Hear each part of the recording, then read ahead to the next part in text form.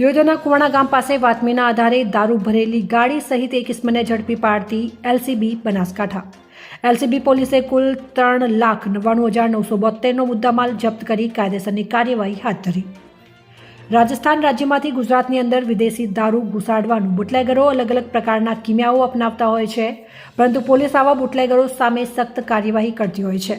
ત્યારે બનાસકાંઠા એલસીબી ટીમના માણસો દિયોદર તાલુકાના કુવાણા ગામ નજીક પેટ્રોલિંગમાં હતા।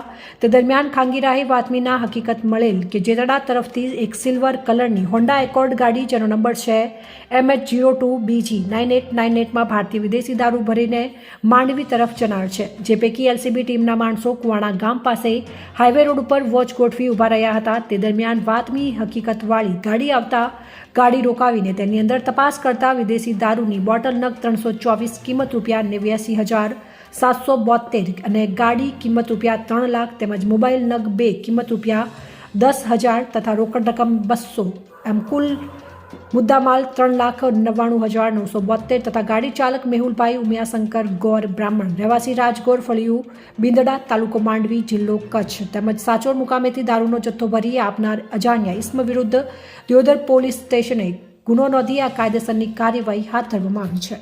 અહેવાલ પ્રદીપસિંહ વાઘેલા, દિયોદર, બનાસકાંઠા।